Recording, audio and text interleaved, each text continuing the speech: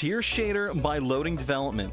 Tiers have always been on avatars for as long as VRChat has existed, and that might not be new to anyone, but what's fascinating is that tier assets seem to be like finding a needle in a haystack. They're out there somewhere, but they're just kind of hard to find. Well, I found one on itch.io, and there's also a link on Booth, while I was in the process of recording my last video about Gumroad banning all NSFW content. That's a whole nother ballpark.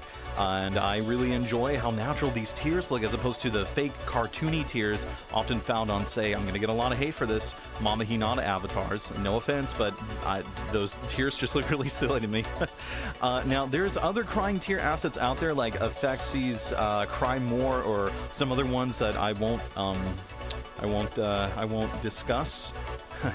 And I might sound like a monster for saying this, but these tiers don't look cheesy. And they look real. and they fit onto any avatar, so that's great.